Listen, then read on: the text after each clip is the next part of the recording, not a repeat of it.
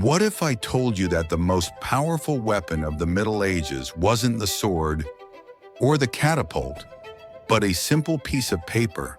How did a few Italian families become more powerful than kings?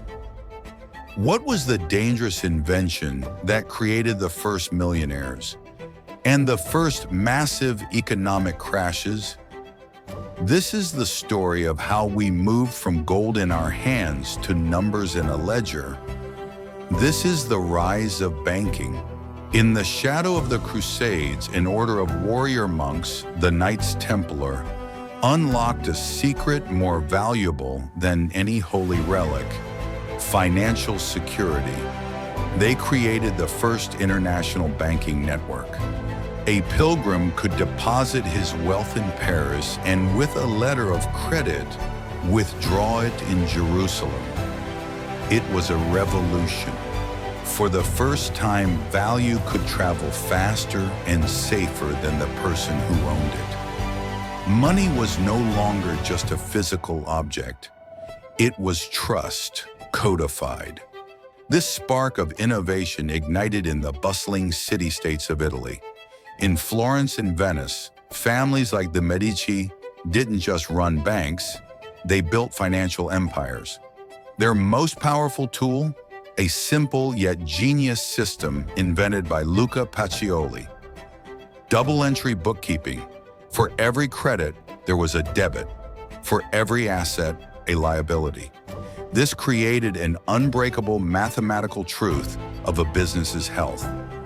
Now, wealth wasn't just counted. It was managed, grown, and understood. The ledger became the new engine of capitalism. But the true power of this new system was revealed in the art of war. Kings needed vast sums to fund their armies.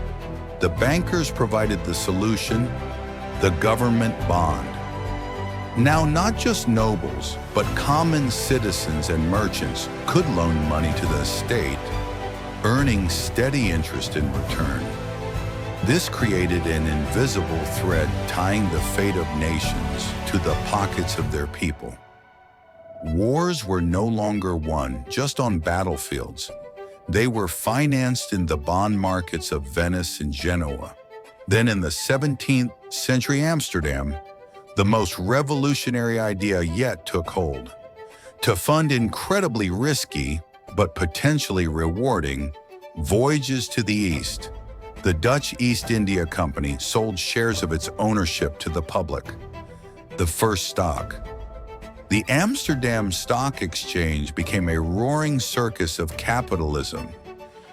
For the first time in history, a cook or a tailor could own a piece of a ship returning with spices and silk. Fortunes were made and lost on paper.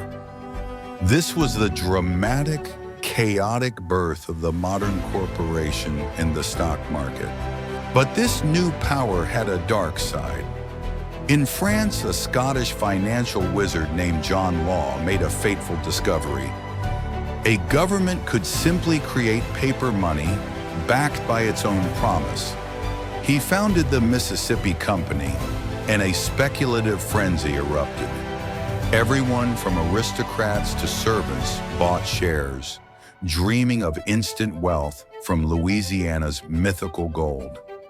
It was the world's first great financial bubble, and when it burst, it wiped out fortunes overnight, leaving a nation holding worthless paper. It was a brutal lesson. Trust, once broken, could collapse an entire economy.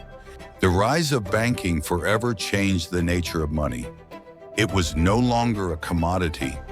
It was a contract. The tangible trust of a gold coin was replaced by the abstract trust of a banknote. Banks performed magic. They took savings and transformed them into investments, building the modern world. But this was a cathedral built entirely on the foundation of trust. And as the bubble showed, when that trust shatters, the collapse is more devastating than any siege. Banking had given humanity the tools to build immense wealth, but it also unleashed one of our most ancient demons: greed. The stocks and bonds that built empires would now fuel a mania unlike any the world had seen, a frenzy for flowers that would bring a wealthy nation to its knees. Next time on The Story of Money, Episode 4, Tulip Mania, the First Bubble.